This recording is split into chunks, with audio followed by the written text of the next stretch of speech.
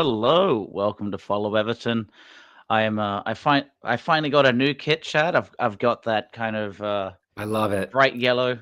It's really nice here. It's getting warmer in the Australian summer, but the mornings you can still walk with a kind of windbreaker. They call it like it's not a jacket, it's not a shirt. It's like they call it like mid shirt or whatever you see in the trainings. I love the color and the fabric's pretty cool, but yeah, Looks it's great.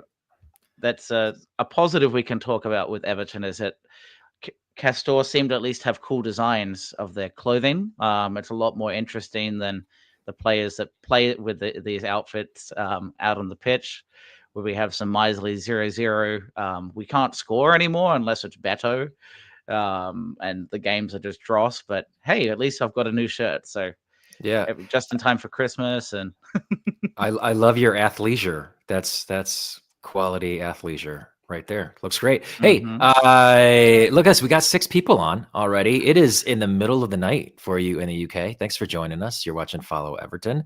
I am Chad, coming from the States. With me is Aussie Chris, back from traveling the world. Chris, did you pick up and any Chinese or any other languages while you were traveling from one end to the other? Unfortunately, it was pretty late at night in Hong Kong. The stores weren't open, and I was, my wife was sleeping, and I was trying to keep tabs on the gate and watching the Everton match, which was clearly worth my investment. So didn't get any chance though to learn any Mandarin, but takes a little bit long. I'm getting a bit old. You can't teach an old dog new tricks that quickly. Takes at least a week to pick up a new language, right, Jed? That's what they say. I don't know. I just got this one. I mean, that's eventually I'll learn another one. I want to learn Italian. That's my goal. I'm going to come to Europe and I want to go to Italy and England and I want to watch a bunch of football and eat good food. That's the plan. Are you going to go? You Yeah. want to go with me? Let's plan a trip. Aussie Chris. That could be fun. There is a wedding in Glasgow I might end up going to in May, so I think it perfectly times out to not be in the season. But I know Adam wants to go as well at some point for us. We're not going to see Goodison, I don't think, but getting to see Bramley Moore when it opens will be awesome. So we have to figure out when that time is, and we can go together. It'll just be a lads trip. No girls allowed because I don't want to come. Yeah, well, it gets expensive. It gets expensive too, especially when you're buying all those plane tickets. I think we have a lot to talk about. Truthfully, for you 8 Mhm. watching, thank you so much for watching in the middle of the night there in the UK. This show is for you now, but also for all of those that want to watch or listen back in the morning. So we're going to try to give you some good Everton content here tonight. I put up the bat signal for Chris. I said, Chris, we haven't done a Midnight Blues in a while. I got things I want to say. I threw out the bat signal. You answered it. So we're gonna try to talk about Everton for a little bit. Yeah. Well, I will do a sec. So we'll talk about Everton will come up in this conversation, but It's gonna I've be learned. Everton adjacent. It's gonna be an Everton adjacent Well, conversation. what I'm actually realizing is I know who I would like to go traveling with in the UK, and that's David Coote. He would be quite the character, based on his opinion of people from Germany, his opinion of Scousers. Either you get a lot of flack, or you're just like, man, this guy knows how to have a good time. I'll let him get the access, and you just kind of go to town, let him unwind after a busy week of being yelled at for making the wrong decision as a fourth official, and you're like, man, this is a fun trip. This guy's quite the character, and yeah, for we're talking around the edges on it, but what an it's a slow week in football when someone finally decides this is the week that I'm going to release this and try to get the maximum impact for me as a person to release this to screw over an old mate of mine. And all of a sudden, it's the David Coote show instead of football. I love it. I mean, that guy's a gas. Is it Coote? I don't know what that guy's name is. I'm not going to pretend like I know it. But you know what I would love to do? I would love to hang out with him. I would love to get him blitzed, stoned out of his ever living mind.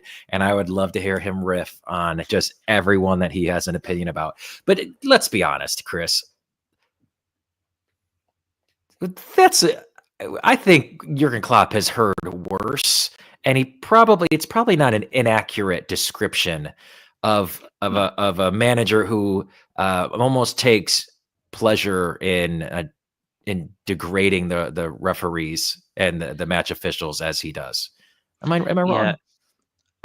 Okay. So granted, I'm not David Coots' size, but you've got when they've got people that are on the tall side, they kind of look down on you, kind of in your own personal space, demand a lot, think the world is given the world's against them, which is Liverpool, the Liverpool FC, the Reds think somehow they're special, and when really life is pretty good as a Liverpool fan, and they'll find a way to say that they've been wronged, and you're like, guys, just chill out. You're doing great. Stop complaining. You're just annoying. Just go away. That's what I feel like you would honestly say, something to that effect, not just trying to find in Australia, the word used to describe Klopp was a relatively commonplace word. It's more of a filler, but you try and find whatever superlative, whatever phrase you want to say. This guy just is a pain in the ass. Can you just go away? I don't Yeah. want to do him. Oh, but what a fun story it was. You know what? We go Mm, on the international break. You never know what you're going to get during the international break, no. right? Are you going to get a manager fired? Are you going to get Everton being docked points? That was a great video today. I don't know if you saw the Paddy Power video. I believe it was from No. Paddy Power. It was a fake news report about the David Coote getting suspended, and the punishment was going to be Everton were going to be docked to 10 points for his actions. It was Yeah, that's really, perfect. oh, it was so great. No, it's a fun little wrinkle. So, hey, let's get into the international break because Okay. there's always something going on with this club. We have Jared Branthwaite, who is now, he was coming back from groin surgery, a groin injury, and then now we have a pelvic issue with Jared Yeah. Branthwaite. So he picked up a knock last time out against South. No, who did we last play? Why am I blanking on this? West Ham. West It Ham. was Thank you. so dire. We want to forget that Oh, it existed. Or I think about it and I fall asleep and get mildly ill. So I yeah. try and avoid thinking about it. Oh, we should actually just take some time to talk about how completely unwatchable these last several matches have been. But Hmm. Jared Branthwaite picks up the knock against West Ham, and now it looks like he's going to be nursing this for a little while now. You wonder, is this going to impact the squad? And when we come back to play Brentford on the 23rd, are we going to see Jared Branthwaite in time for the 23rd, Chris, or do you think it's going to be Michael Keane and James Tarkowski again? I think it's Michael Keane and James Tarkovsky. And unfortunately, in this case, I think Dyche is going to protect his players, but he's stubborn too. But this is all the justification he needs to say Michael Keane wasn't at fault. We've been relatively good at the back. Um, and I don't want to risk Branthwaite. He's been injured twice the second we bring him back. So now he's going to be a conservative, cautious manager, not wanting to injure him and ruin his prospects. And maybe he doesn't play again until Dyche is sacked. I hope it's Mm. not that. So Jared Branthwaite has had injury concerns throughout his young career. He was very healthy last year. Is this something that we need to be concerned about with him? And dare I say, did we miss the boat by not selling him when we could have over the summer? So that's a big call. I think if you if you truly think he's going to be one for the future, then this is kind of a moot point. If you truly think you're going to move on him at some in the next couple of years, and that there's someone else, we basically that we can't let this bird has to fly away and chase bigger things. If that's the case, then yeah, maybe you sell him when his value is up. But also, Man United would just been very Jurgen Klopp about things, just entitled, obnoxious, They were difficult. being Jurgen Klopps, as David Coote would I, call them. yeah, I don't give a Klopp anymore. Maybe that's the new one. Oh, that's wonderful. Oh, But I hope that yeah, turns in. I hope that turns into a thing. Yeah, I don't want Jared Branthwaite to go anywhere. I want to be able to build the squad around him. I want to be hmm able um, to build it with Iliman Andai and Yusuf Chermiti and maybe hmm Broja. I don't know. hmm I feel like there is some talent in this squad, maybe Dwight McNeil, although I still don't know where Dwight is best. Part of me still wonders if he's a left back. I don't know. I want to be able to build the squad around Jared Branthwaite, but there's not many clubs out there that are going to be willing to pay 70-75 million pounds for a center half. And that's the Everton asking price right now. Do we think, like, unless he gets back fit and starts playing as well as he did last season, do we think Everton are even going to be in a position to ask for 70-75 million pounds again? Well, in a position, maybe, but I would almost say because he's not playing all the time, his value has dropped because they want him to be proven. And he's proven to be you're not proving anything if he's not playing. So really what you would say is, okay, you want to keep a bigger picture here, because right now, if we're talking about Everton, it's dross football to watch. You've got some players holding down the fort with really unexciting 1-1, 0-0, 1-0 games. We hardly get above 1 XG a game now, so we can't even talk about XG. We don't even generate chances anymore. So we're just holding on. It's going to be a really rough winter. Yeah, like we've got Wolves and Brentford in there, but it's going to be a lot of games. We have an old squad. They're going to be played all the time. They're going to be slow, lethargic, and I think we're going to get really defensive and lose 2-0, 3-0 a lot. And then it will come Christmas time, and then you go, oh, maybe the future is brighter.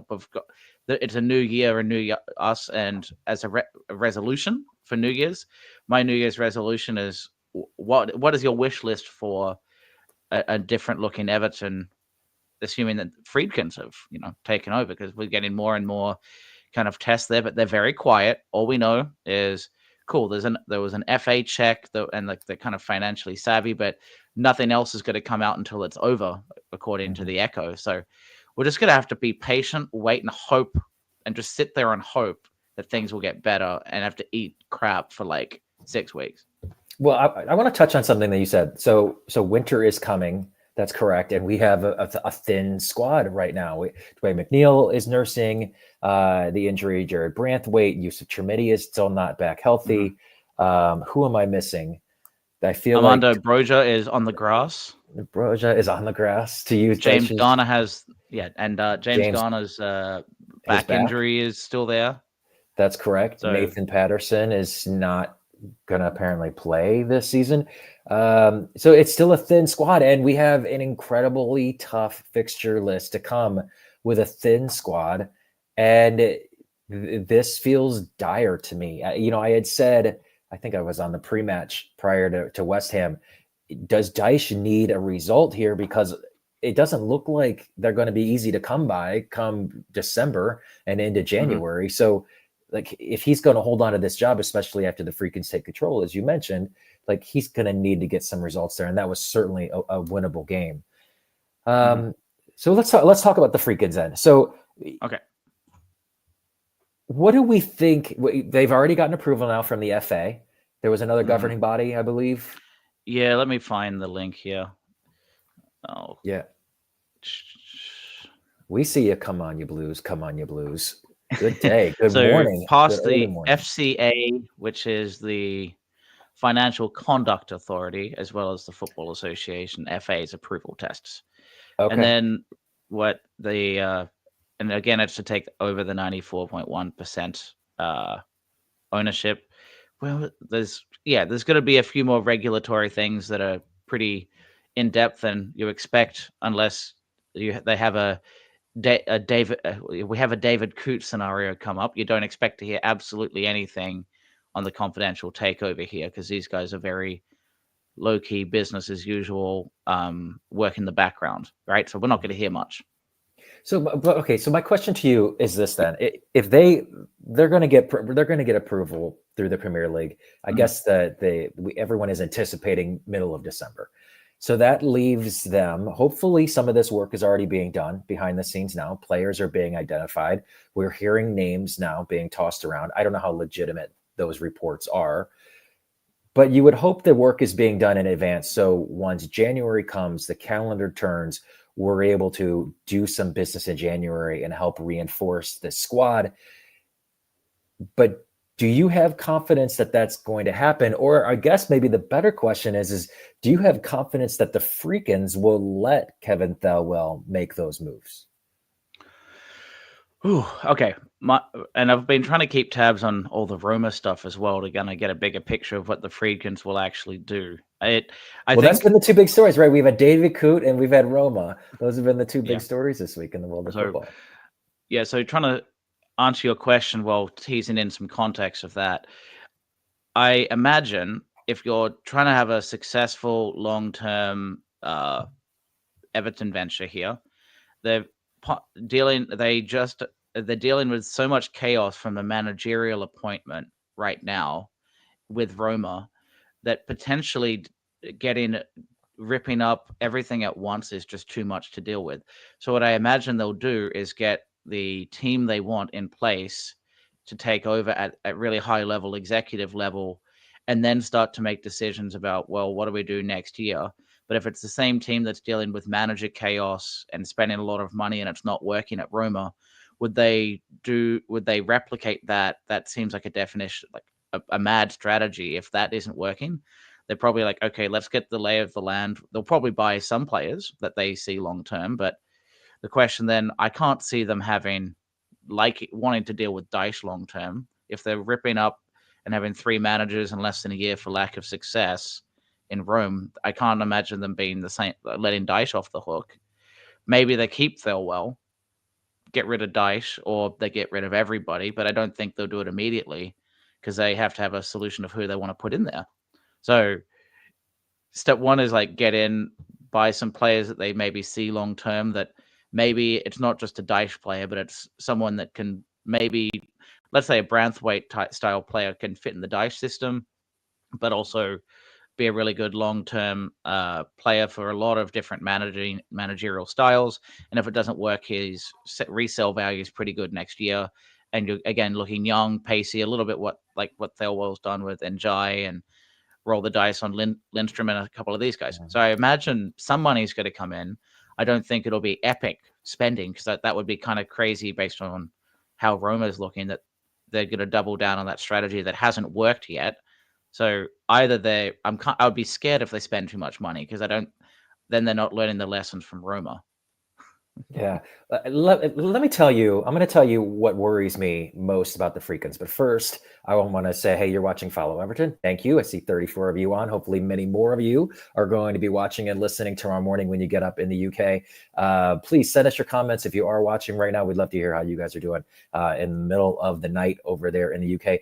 Chris, really quickly, how does someone go about becoming a patron of ours at Follow Everton? So to be a patron, it's been associated with a subscription in YouTube. So if you're on your phone, I don't think you can do it. If you do have a laptop, and that's one of the, then what you'll do is you basically go to YouTube, go to the Follow Everton page, and then there's actually a members or membership option that you can click on when you're on the computer interface of YouTube. And then you can become a VIP member and subscribe that way. And again, me getting this microphone or paying the bills for even StreamYard and getting 1080p. It doesn't have to be a lot of money, but it's not free. So I think that really helps just keep the basics of the show going to do that.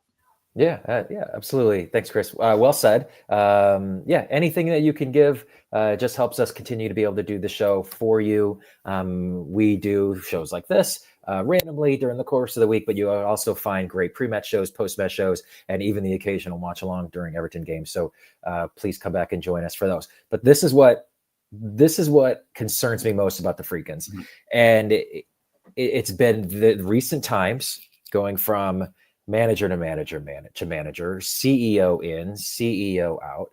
I think the one benefit of a multi-club model is that there should be stylistically an idea of how you want football to be played within your organization. You should have a common approach that is then shared amongst all of your clubs. It is reinforced and reiterated by the highest levels of leadership within your club. Mm-hmm. And then you are finding managers that want to coach to that style, train to that style. You are finding players that fit into that style. You are finding scouts that are capable of identifying players that fit into that style. You are creating academy setups that are able to produce players that fit your stylistic choice. My issue with Roma is that I don't see us being in a situation where they are even close to operating on that level yet, because everything is so reactionary with them. They are not getting a few results. We got to fire the manager, bring in a more stable voice. Now we fire another manager, bring in a previous manager, and then we'll see. He's going to be a caretaker in Roma until, I'm guessing, the end of the season.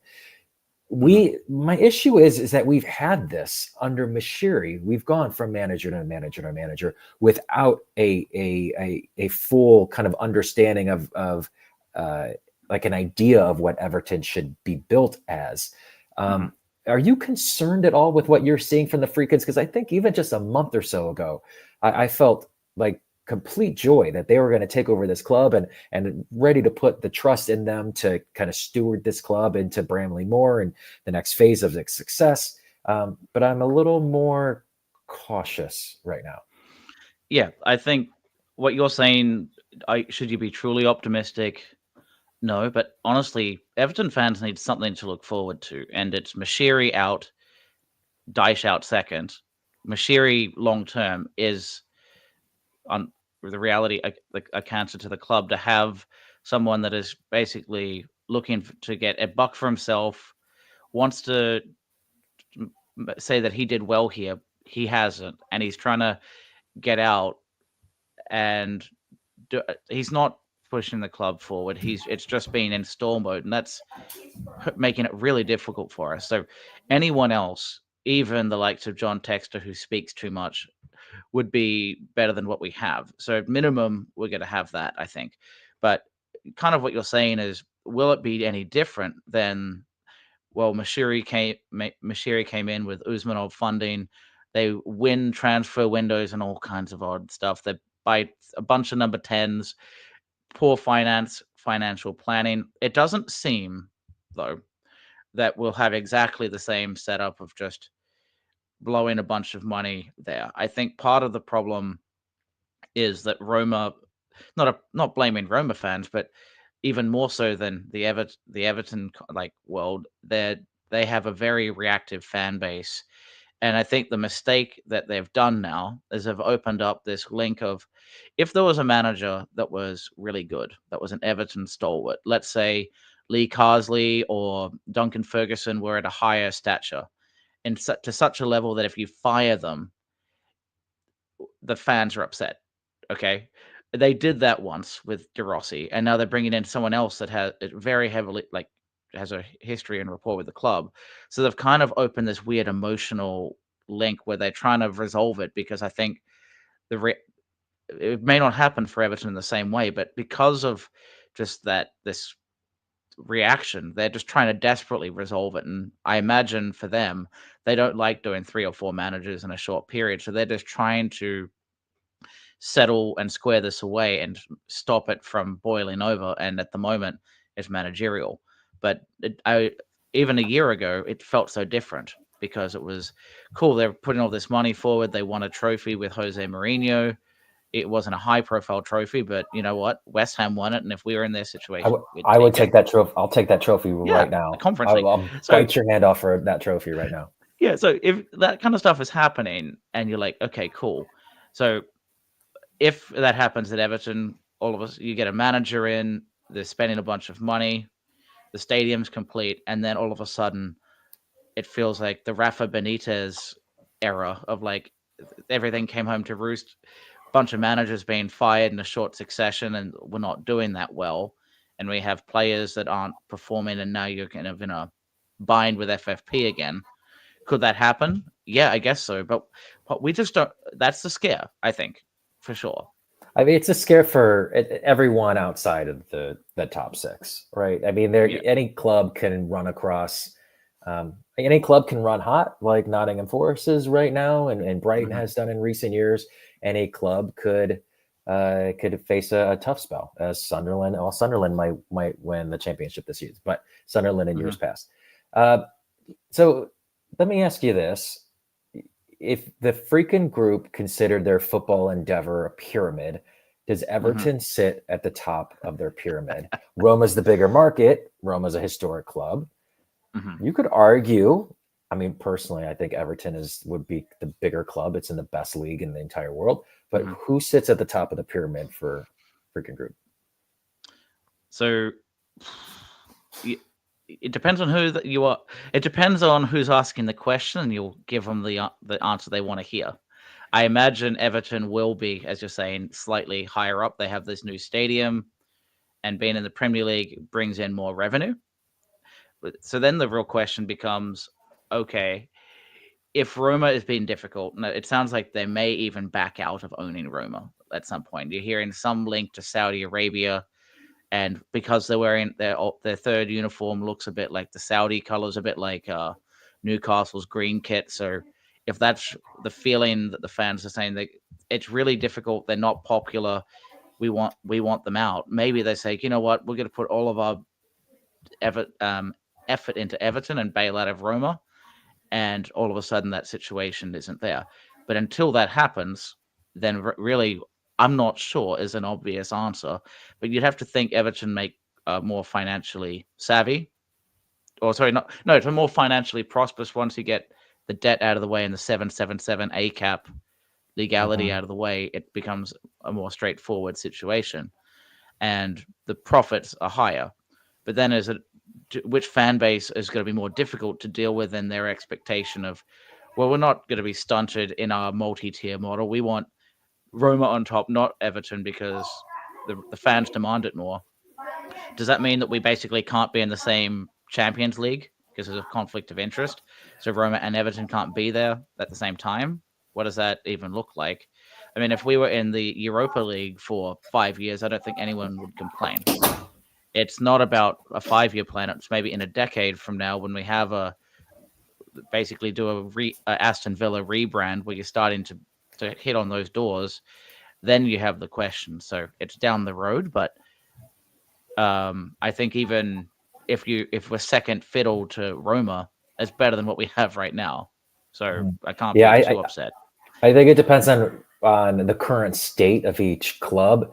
Those ultras in Rome are they are fierce, and I don't know if Everton fans are very passionate. Obviously, those ultras are intense. There's been talk that they're trying to figure out a way to build Roma a new stadium. Hmm. If they're able to build a 75 seat stadium in Rome, I would imagine that could potentially be the cash cow that the Freakins are looking Hmm. for to spearhead their footballing operation. That's why you're hearing accurate rumors about the Freakins looking at possibly expanding Bramley Moore Dock in the future. I think Hmm. the 50,000 plus seat. I didn't say that 50,000 seat plus capacity. Extension. Oh yeah, It's like 55. Is it Bramley Moore like 55, I'd 53, have to check. something like that? Um, in mid 50s, I think. Yes. Yeah. So you're hearing conversations about them wondering, can we expand that? I that's probably never going to happen. The cost of doing so would be exorbitant. But it's interesting. It's interesting nonetheless. I'm hoping that both clubs can be very healthy, and that we could find a way to make it work between the two of them, where identifying players that might fit better in one setup or another, and being able to have the freedom to be able to kind of move players and academy projects from club to club. We'll see. We'll see. Hey, thank you for watching Everton. We have 38 of you on now. Appreciate you. We're going to be going for a few more minutes. There's a secret. There's a surprise game I'm going to pull on Chris in just a minute. But Oh Chris, no. I wanted to ask you. About rumors that we're hearing about Beto. So as we know, Broja's on the Mhm. grass. Chermiti is probably getting closer from his foot surgery that he had from the start of the season. We're been hearing rumors that Mhm. Beto is in demand in Italy. Do we think that Beto is on this club going into the second half of the season after the January transfer window? Okay, so if we have Broja can be on the right wing. Harrison can be a impact sub, and Lindstrom is a failed experiment, let's say. Then you have Brozier kind of. No, don't give up on him already. I'm not. I'm saying there's scenarios here. I'm not giving up on him. A few people are. I think give him time and confidence, and he's willing to probably get a really cheap wages to almost be here because there's some security to it. So, but my thinking, if you had Brozier as a right winger / inside forward who cuts in on that side, Dwight McNeil will be the central number 10. And then you have Njai on the left. That could be a really interesting setup there. And then you say who's out front. If you've eliminated Brozier from it, Yusuf Shamiti is the future in my view, and he at least in preseason looked good. DCL, he's not unless we deliver the ball to his head, he's not scoring another goal for us. It doesn't feel like, even though he could be weeks away from signing a contract elsewhere. Yeah, weeks. And so then what you're really saying, so at that point we have Chimiti, who's, if he's injured at all, then you have Brozier and DCL's maybe out the door. So moving Beto is not a smart move unless that's where they put the Friedkins put their investment in January. But then again, don't we need to shore up some other spots? I suppose maybe you hold off for one more year and Roman Dixon starts if they think that's the right move. Patterson, they'll flip on. Coleman retires, Young retires. So maybe you just get one more right back to team up with the future of Roman Dixon on the right. We get someone else at left back other than Mikolenko, who's can't score, but he goes through waves of people liking him, but he's not going to push us forward either. So if Mikolenko is your worst starter, you're probably a pretty good team. If Mikolenko is middle of your roster, then you're going to struggle. And I think that's exactly he's middle of the roster. Yeah. So at the fullbacks, getting one on each side, I think, that aren't 38 years old or older is really key. So maybe you say we need a true Tim Eric Boonham could be that player, but we need one more player that in the midfield, because Idrissa Gana Gueye is only going to get worse. Mangala's a short-term loan. Unless it's Harrison Armstrong, we probably need one more dynamic player in the middle there, because Decore is not getting any older or younger. So Gueye and Decore basically out. So you have James Garner, Armstrong, and that's it in the middle, I think. Maybe I'm missing one more. And Arabunam. So we need an Arabunam. So so you got, and Armstrong is unproven in the Premier League level, even if exciting. So you're having a very young and immature or like inexperienced midfield. You would need someone else. Maybe it's an Arsenal midfielder that isn't getting the games, but is actually quite good, and you just kind of downsize from or get someone of that ilk. Maybe it's someone from Chelsea who's the fourth option, and you get someone like that just to fit the slot. But going back to your point with Beto and where this is all coming from, moving on Beto makes us spend effort on fixing a striker problem. We aren't scoring goals, so maybe that's enough to say, even if we're not good defensively, we'll figure that out later. Maybe that's what you do. But we have striking options. But if you decide all of a sudden now we can't score goals and we get rid of Beto and we somehow don't get a striker in, now we're relying on Brozier, who seems to be always injured, and Chimiti with that weird injury, and there's no other number 9. What a foolish thing to have done. Yeah, I agree.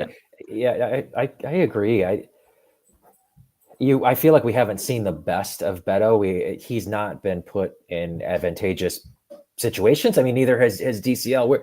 We are a desert for strikers right now at Everton. Mm-hmm. We are not able to play progressive. We are not able to get balls into the box. We're not able to break lines. We are essentially just throwing DCL up top and asking him to win headers, and hopefully we can come across a second ball. That is not Beto's game. I think Beto is someone who wreaks havoc on the game, wants to get out into open space and try to be fast and dynamic and thunderous and score in that way. And he's just not been able to do that at Everton. And I don't feel like a Sean Dyche system allows him to do that. So if there is a move to be made, if Sean Dyche does not finish the season as our manager, then maybe Beto is able to be put in a better position and thrive. But yeah, I think we're gonna see a DCL Broja playing together. I think Trimiti will come in as well. I wouldn't be surprised if Beto is on the way out. A couple other additions come in, and that's how they set up the squad. Yeah, if we get a replacement, I'm happy with it. But I'm scared if we all of a sudden lose DCL to an injury and he's out. Broja gets injured again. You're relying on Trimiti, who's coming back from a surgery, and there's no Beto as well, and there's no one comes in, right? So if we bring someone in, cool. It's like that all over the squad. I mean, you're as you were going through it, I almost started to get a little nervous. Like the future options, Decore and Gay are out of contract by the end of this season, regardless. Not to mention some declining performance, especially on Decore's end. Ghana Gay's been pretty good. He's been awful, offensively. He may not score, but yeah, he does. And he's also not the problem with us. He's not the problem. Yeah, but we are very thin at fullback. We are thin at midfield. We have virtually no depth on the wing. The two positions that we seem to have depth are right now center half and striker. People, like 4 of them on the bench. We have yeah, we do have and most of them are named Pickford. Surprisingly enough. Yeah. All right, we're gonna play a game. You ready? Okay. We are going to play my favorite game. We're going to play the schedule game, and we are going to play it through the month of December until we hit that amazing thing called the January transfer window. Are you ready, Christopher Aussie Chris? Am I ready to rumble? Are you ready to rumble? Okay. It is November 20th to Goodison Park to play the Toffees. Chris, will Everton get 3 points against Brentford. So I think we get 0 points against Brentford. Oh, no. I mean, they're solid. Statistically, it's such an odd schedule. Like, I've been thinking about this. At the beginning of seasons, you can get these stats that are going to that just seem really obvious. Brentford, maybe they had 1 draw away from home, maybe, and they get all their points at home. Yeah, so they basically can't score and seem to be winless away. But that would be so fitting that they find a way to break that duck away, or this is a 1-0 Everton win and no issue. But I'm just very cynical right now. But okay, how do you think? I'm going. Do you think we'll get a point? I think they take all 3. I was encouraged I was encouraged against West Ham, where it wasn't just bombing it out of the back with Pickford. It did seem like there was some intent to build it up or build it out. It did seem like there was intent from Mikalenko to overlap for Ashley Young to get higher and cross balls in. I'll tell you, Ashley Young is our best crosser of the ball right now by a mile. Credit to him. We give him a lot of crap, and he's done just fine. Absolutely. I owe him a huge apology. First of all, I mean, what a total professional he is. Like, he's going to have a long, successful career in television and punditry well after. I think he'll actually be really good. Yeah. He's going to be fantastic. And he seems like a lovely person, and he's been good this season. So there are times where he makes foolish mistakes because he's near 40 years old and he has to try to stay up with people that are close to twice half his age. But no, he's been great. So I'm going to say I feel like a couple weeks of downtime. They're training. I think we get a couple people back healthy. I feel like we will get 3 points at home against Brentford. So, all right, going 3. And Brentford they cannot keep a clean sheet to save themselves either, but Everton can't score to save themselves. So what does that mean? It's the irresistible object versus the whatever. Immovable object. Yeah. Okay, next one.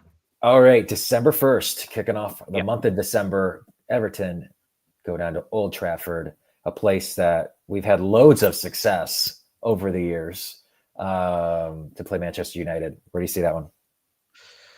0 points. I think it's I don't. The new manager bounce is probably going to play into that squad at that point for Man United. Yeah, I'm gonna be Because that'll be the generous. second match. Yeah. I'm gonna be generous because I'm gonna be quite cruel for the rest of this. So I'm gonna say a single Okay. point.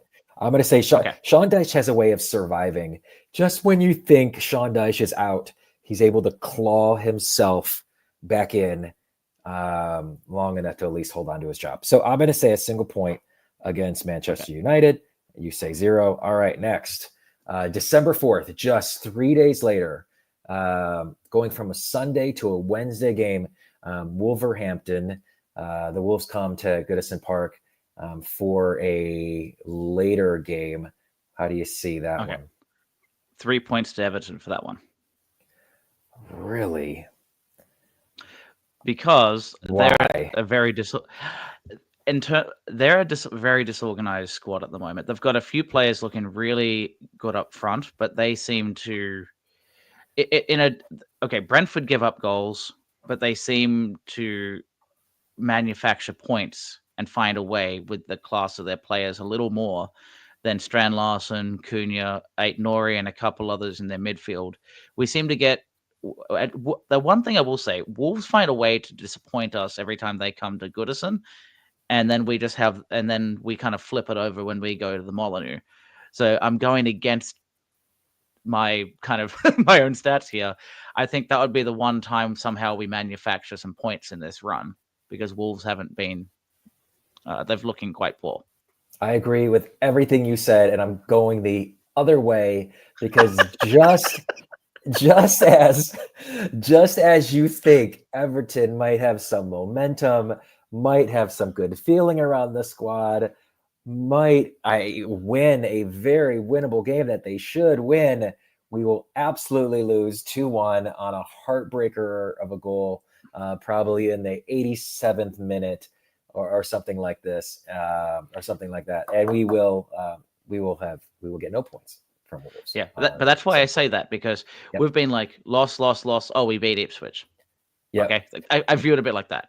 Wasn't it Wolves that Lampard lost on Boxing Day at like a last minute? And Ait-Nouri, basically the crowd said move forward, and it was a draw, and then he blamed the crowd for pressuring the players for going forward. Yeah, blame the crowd because you're shit, Frank Lampard. Shite, you're shite, Frank Lampard. Well, Coventry love him. Yeah. Okay, here we go. December 7th, the big one, Merseyside derby at Goodison. The early game for the day. The early game. Mm-hmm.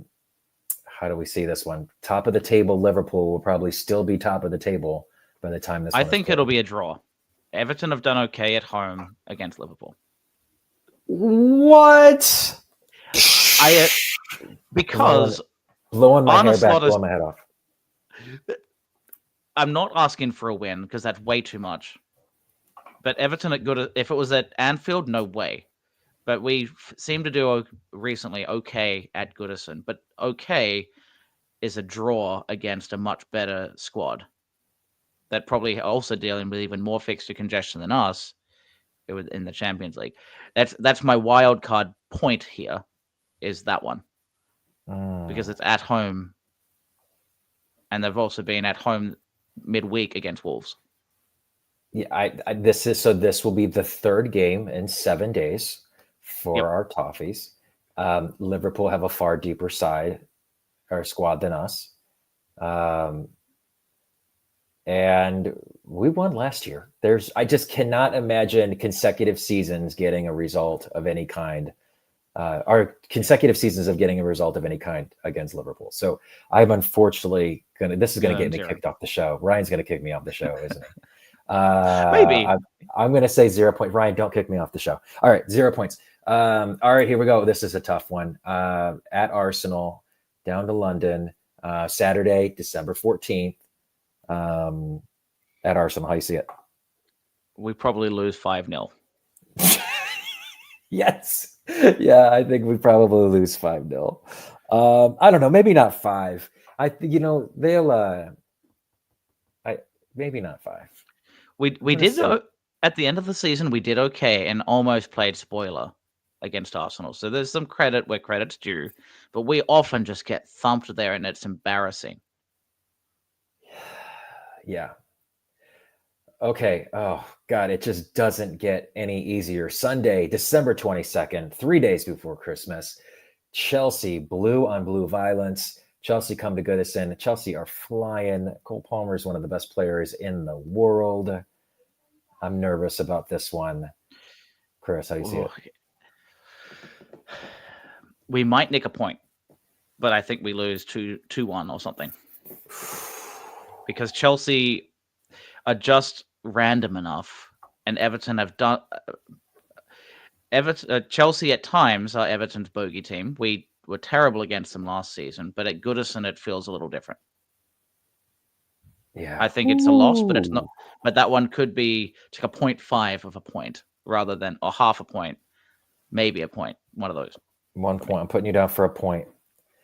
Okay, I'm going to say absolutely not. I'm going to say they lose that 4-0 in embarrassing fashion, unfortunately. It could easily be that. Palmer scores 6 and Madueke fights with him for a penalty again. Who knows? Yeah. It's one of those where we give up a goal within 2 minutes and everyone on Twitter or Blue Sky, hey, how about the Blue Sky revolution this week? Everybody's on Blue Sky. Everybody's just like, okay, I'm turning it off now. Okay. Boxing Day, December 26th. We don't have Boxing Day. Do you have Boxing Day in Australia? Yeah, we call it Boxing. In America, they call it Shopping Day. It's Boxing Day over here. We meant to box up all the Christmas stuff and put it away. Oh, is that what that? I thought Boxing Day was like our Black Friday, where like everything is on sale. No, I think it's meant to be more like it's time to put away all the Christmas ornaments, or maybe box up presents. I'll have to look it up on Urban Dictionary or something. I'm sure all of our Follow Everton followers are rolling their eyes at us right now because we don't know what that is. That's okay. Okay, Manchester City, Everton, December 26th. I don't even have anything to say on this. No, I think we lose 3-0 because at some point Man City put it together. Sometimes a bit like okay, they're now in a really weird run of form. I can't see that continuing, but we did score that miracle draw against them, but you don't count on miracle draws with the Damari Gray strike from outside the box, and I can't see us not being destroyed 3-0. Yes. Yeah, I can't. There's nothing else to be said about it. No. They will be, whatever is wrong with them right now will be well cured by then, and they will be firing, and we have probably hit the season where they don't lose anymore, and that's surely what's going to happen. That was my feeling with Arsenal too. Going away against these teams that want to win the title, have every right to be competing with Liverpool, and have been stuttering. That's the time, if they really want the title push, it needs to be then, and we're going to be victims of that momentum shift for them. Yeah, Arsenal, something's up with something's different about Arsenal this season, though. They don't have the eye of the tiger. I feel like something's different. Okay, last game of the month. Everton, Nottingham Forest. The Forest are absolutely flying. We'll see if that's still the case by the end of December. December 29th. Chris, what say you? At Goodison. It seems that Dyche has Nottingham Forest number. I don't know why. He was like a season ticket holder for Forest. Okay, but yeah, you could say that. And okay, in the same way that he had Burnley's number. Sure. Okay, let's say that. I think you could put him down for at least a point, if not 3. And it's not because maybe it's also at that point Nottingham Forest are now starting to go low on confidence because they also have a tough fixture run. But that could be a win. I mean, throw that up because that's the kind of result that Dyche seems to get against the team that he knows, a known entity for him. But what was it last year? We needed the points and we beat them 2-0 in a relegation scrap, right? That was the whole. We'll assess our options, and you're like, okay, but we did the business against them when it really mattered last time.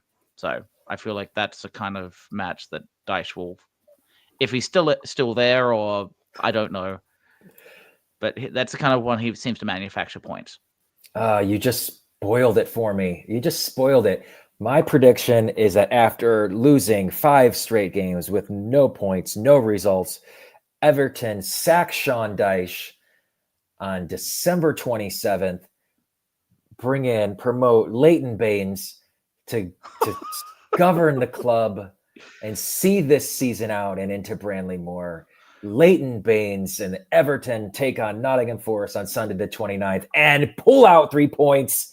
An Everton winner on the 29th under Leighton. That's good, because I will say we're talking before about what manager that the Friedkin sack that could agitate the fan base remotely similar to what's happened in Roma. Leighton Baines would be one. If they bring him up prematurely and then kick him out of the club somehow, you're like, why? He's such a nice guy. What? You didn't have to do that. Come up with something different. I feel like that would be that kind of profile of player for us that would have that kind of fits that mold. That's really interesting you thought of him.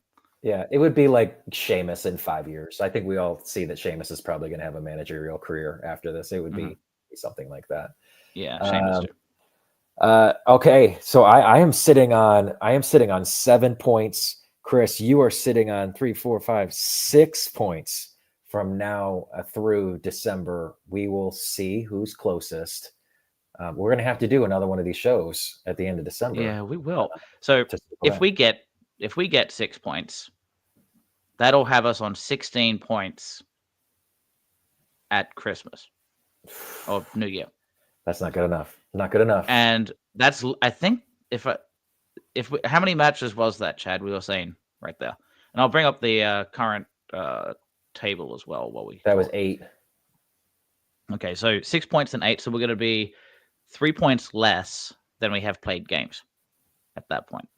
That's what I think it'll start to look like. Well, you're going to need. I mean, I think the rule of thumb is generally like 35 points to avoid or to be right there on relegation's doorstep. The last couple of years, you haven't needed 35, but I think this season you're going to need 35, 36, 37 points. So I think if Dyche is going to go, it would be right around this time. But he finds a way to surprise you just when you think you've got it figured out. And like I told you so, he had that horrible run last year. So I don't want to just be claiming optimism, but there's something very. Of course, he got results at a certain time, and it's predictable. But yeah, like I don't see. Be prepared for a really tough period here. We might have a surprise win, but don't accept that we're basic. I mean, accept is not the right word. Prepare yourself for we're probably in 18th place. Yeah, well, and this is why alcohol was created, Chris, because it's December. We have eggnog. We can enjoy this. Look at David is up with us. What is up, David? Is that like 4 a.m. for him? Come on, David. It is late for you right now, but I appreciate you staying on with us. All right, Chris, is there anything else that we should be getting to? I think that's honestly it for now. I will say I'm hoping here that I'm starting to get a little bit more of a studio setup. I will do a watch along for Brentford, and I'll have a little bit more opportunity and probably gotten over jet lag and all the rest of it by that point. So trying to do some watch alongs, which would be exciting. Maybe we do another. I don't know what your week looks like next week, Chad, but I know Corey's excited to do a show. Maybe we come up with another show like this next week. If there's similarly things to chat about, we just can't forecast again, or we see what Corey's optimism levels are like. Yeah, absolutely. Let's do. I actually really like doing. I don't know why I said actually. I love doing shows with Corey. I think he's great. Yeah, that'd be fun. We should figure that out. Maybe we can get Yan on as well. That'd be cool. So yeah. Okay. Hey, you want to? I'm gonna send us out of here. Do you want to hit the button or should I? Because I screw this up every time. Okay, I'll press the button. You get us out of here. Like, subscribe, follow us on YouTube. If you watch on Twitter, thank you for listening. Thanks for watching back, most likely, because it's late at night. Until next time for our late night midnight blues. Up the toffees.